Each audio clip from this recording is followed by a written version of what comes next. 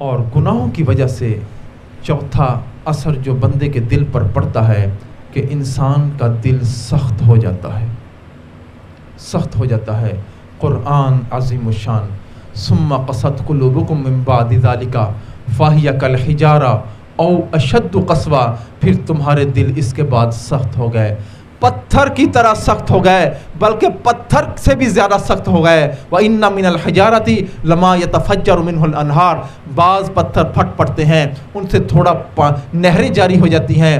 وَإِنَّ مِنْهَا لَمَا يَشَّقَّقُ فَيَخْرُجُ مِنْهُ الْمَاءُ، بعض پتھر پھٹ جاتے ہیں، ان سے تھوڑا پانی جاری ہو جاتے ہیں۔ وَإِنَّ مِنْهَا لَمَا يَهْبِطُ مِنْ خَشْيَةِ اللَّهِ، اور بعض پتھر اللہ کے خوف اور خشیت سے گر پڑتے ہیں۔ جی ہاں، آپ سنتے نہیں ہیں ایک پہاڑ کا تودا گر پڑا، پہاڑی گر پڑی، یہ اس کو کسی نے پیچھے سے دھکا نہیں دیا ہوتا، کوئی آندھی اور طوفان نہیں آیا ہوتا، یہ اللہ کے خوف سے گر پڑتے ہیں، اللہ کے خوف سے گر پڑتے ہیں۔ قرآن عظیم الشان، لو انزلنا هذا القرآن على جبل لرأيته خاشعا متصدعا من خشیۃ اللہ، اللہ تعالیٰ فرماتے ہیں اگر ہم اس قرآن کو پہاڑوں پر نازل کر دیتے، پہاڑوں پر اتار دیتے، تو یہ اللہ کے خوف سے دب جاتا، ریزہ ریزہ ہو جاتے۔ اور یہ انسان کا دل کیا ہے، یہ اتنا سخت کیوں ہو چکا ہے کہ اس پر کسی چیز کا اثر نہیں ہوتا؟ لگتا ہے کہ ہم گناہوں کی دلدل میں پھنس چکے ہیں۔ میرے بھائیوں، بہت فکر کی ضرورت ہے، ایسا وقت آ چکا ہے، ایمان بچانا مشکل ہو چکا ہے، ہم گناہوں کی طرف بڑھتے جا رہے ہیں۔ یہ انسان اپنے نفسانی خواہشات کے پیچھے اتنا لگا ہوا ہے، اتنا لگا ہوا ہے، ہم اپنے نفس کو پالنے میں لگے ہوئے ہیں اور نفس ہمیں جہنم کی طرف دھکیلنے میں لگا ہوا ہے۔ ہمارے حضرت فرماتے ہیں یہ نفس لذات کا خوگر ہے، یہ نفس لذات کا خوگر ہے، اس کو عبادات کی لذت سے آشنا کر دو، عبادات کی لذت سے آشنا کر دو تو یہ دل سنور جائے گا۔ تو دل پر کتنے اثرات پڑتے ہیں گناہوں کے؟ پہلا اثر کہ انسان کا دل اندھا ہو جاتا ہے، دوسرا اثر کہ انسان کا دل مہر زدہ ہو جاتا ہے، تیسرا اثر کہ انسان کے دل کو زنگ لگ جاتا ہے، اور چوتھا اثر کہ انسان کا دل سخت ہو جاتا ہے۔ انسان صبح دفتر جاتا ہے، دفتر جانے سے، کام پر جانے سے پہلے جب شیشے میں اپنے پورا سراپا دیکھتا ہے، کوئی داغ دھبا تو نہیں ہے، کوئی داغ دھبا تو نہیں ہے۔ اے نوجوان، اے انسان، تو نے اپنے سراپے کو تو دیکھ لیا، منہ دیکھ لیا آئینے میں، پر داغ نہ دیکھے سینے میں، جی ایسا لگایا جینے میں، مرنے کے مسلمان بھول گئے۔ یہ انسان سارا دن اپنے چہرے کو شیشے کے اندر بار بار آئینے کے اندر دیکھتا ہے، لیکن اپنے دل کی طرف ایک مرتبہ بھی توجہ نہیں کرتا۔ یہ دل ہم نے کوڑا دان بنا لیا ہے۔ عورتیں، مائیں بہنیں، بیٹیاں سارا دن گھر کو صاف کرتی ہیں، واش روم کو بھی صاف کر لیتی ہیں، ہفتے بعد تو باری ہر جگہ کی آ جاتی ہے، لیکن یہ دل ہمارا گناہوں سے ایسا آلودہ ہو چکا ہے۔ یہ اللہ تعالیٰ کا گھر ہے، ہم جب تک اس کو صاف نہیں کریں گے اس وقت تک اللہ کی محبت اس دل کے اندر نہیں آئے گی۔ ہم بازار سے دودھ لینے کے لیے جائیں اور برتن کے اندر گندگی ہو تو دودھ والا اس میں دودھ نہیں ڈالتا، ایسے ہی جب بندے کے دل کے اندر گناہوں کی آلودگی ہوتی ہے تو اللہ تعالیٰ پھر اس دل کے اندر اپنی محبت نہیں ڈالتے۔ اب دل تو ہمارا آلودہ ہو چکا ہے، لیکن مسئلہ یہ ہے کہ ہم اتنی غفلت میں پڑے ہوئے ہیں، ہمیں اس کا احساس بھی نہیں ہے کہ ہم گناہوں کے اندر پھنستے چلتے جا رہے ہیں، پھنستے چلے جا رہے ہیں۔ وائے ناکامی متاع کارواں جاتا رہا، وائے ناکامی متاع کارواں جاتا رہا، کارواں کے دل سے احساس زیاں جاتا رہا۔ اصل مسئلہ یہ ہے کہ احساس تک نہیں ہے ہمیں کہ ہم گناہوں کے اندر، گناہوں کی دھل کے اندر پھنستے جا رہے ہیں، اور موت کا فرشتہ ہمارے اوپر ابھی تک پہنچنے والا ہے۔ اب جب انسان کا دل گناہوں سے ناپاک ہو جاتا ہے، آلودہ ہو جاتا ہے، بس آخری بات ہے، تو پھر اس دل کو کیسے صاف کیا جائے؟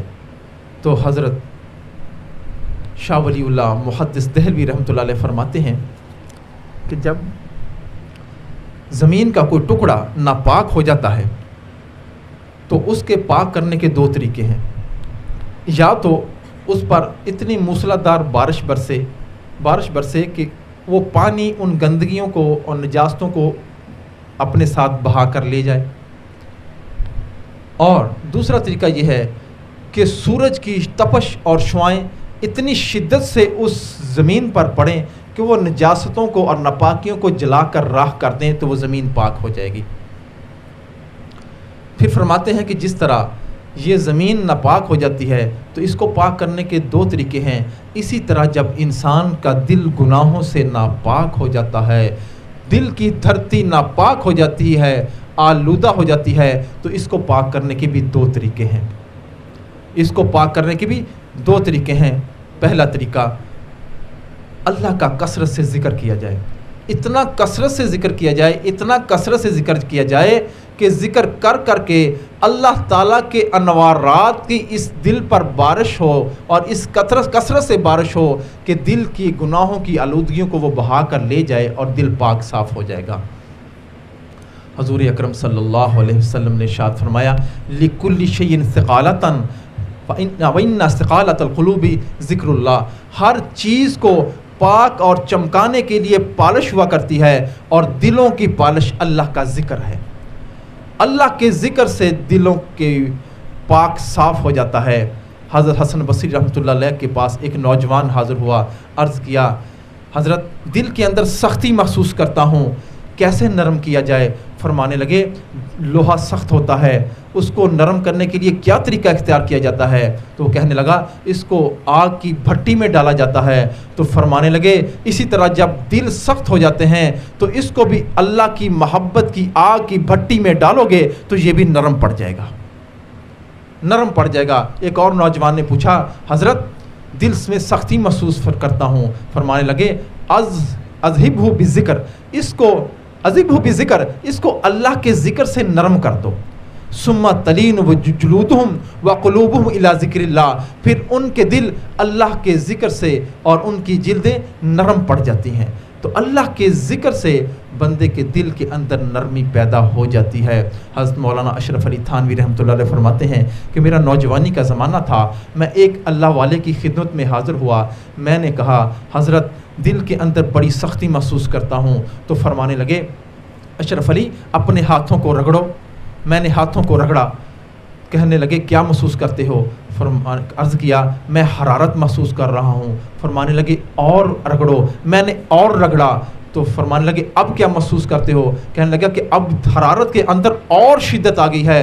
فرمانے لگے، اور رگڑو۔ میں نے ہتھیلیوں کے اور رگڑا، جب اور رگا تو پوچھا، اب کیا محسوس کرتے ہو؟ کہنے لگے، اب تو مجھے ایسے لگتا ہے جیسے میری ہتھیلیوں کو آگ لگی ہوئی ہے۔ تو فرمانے لگے، اشرف علی اسی طرح جب تم دل پر بار بار اللہ کے نام کی ضرب لگاؤ گے، اور یہ ضرب لگے گی تو پھر دل کو رگڑا لگے گا، پھر بار بار ضرب لگے گی تو بار بار دل کو رگڑا لگے گا، تو پھر دل کے اندر اللہ تعالیٰ کی محبت کی حرارت پیدا ہو جائے گی،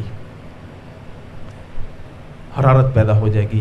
اور دوسرا طریقہ دل کو گناہوں سے پاک صاف کرنے کا یہ ہے کہ انسان اللہ والوں کی صحبت اختیار کرے، اللہ والوں کی صحبت اختیار کرے۔ ان کے دلوں کے اندر وہ نور ہوتا ہے، وہ نور جب نکلتا ہے تو دوسرے کے دلوں کو بھی پاک صاف کر دیتا ہے۔ نگاہ ولی میں وہ تاثیر دیکھی، نگاہ ولی میں وہ تاثیر دیکھی، بدلتی ہزاروں کی تقدیر دیکھی۔ جی ہاں، میرے محبوب صلی اللہ علیہ وسلم نے ارشاد فرمایا، العین حق، یہ نظر بد کا لگ جانا حقیقت ہے، نظر بد لگ جاتی ہے۔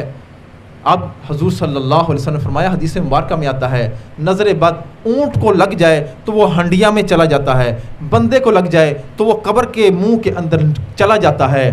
اگر نظر بد لگ سکتی ہے جو کہ حسد کی، طمع کی، حرص کی نظر ہوتی ہے، تو کیا جو اللہ والوں کی نظر ہوتی ہے، جو محبت کی نظر ہوتی ہے، شفقت کی نظر ہوتی ہے، اگر ہم ان کی صحبت میں بیٹھیں گے، ان کی مجلس میں بیٹھیں گے، کیا ان کی نظر ہمیں نہیں لگے گی؟ ہم کتنے خوش نصیب ہیں، آپ کی یہ ماہانہ مجلس ہوتی ہے، ایک اللہ والے اتنی دور سے سفر کر کے تشریف لاتے ہیں، آج ہمیں ان کی قدر نہیں ہے، جب چلے جائیں گے پھر قدر ہوگی۔ آج ہم جنید بغدادی اور بایزید بستامی کو ڈھونڈتے ہیں کہ وہ آئیں گے تو ہم ان سے بیعت کریں گے اور پھر ہم ان کے ساتھ اپنا ذکر اذکار شروع کریں گے۔ نہیں، آج ہمیں انہی پر گزارا کرنا پڑے گا۔ جنید بغدادی اور بایزید بستامی رحمہم اللہ تعالی نہیں آئیں گے، حضرت شاہ صاحب رحمۃ اللہ علیہ جب ادھر موجود تھے، حاصل پور والوں نے فائدہ نہیں اٹھایا، فیض تو حاصل کیا، ان کی صحبت ملی، لیکن جو ذکر کی لذت تھی، جو چاشنی تھی، وہ ہم نہ پا سکے۔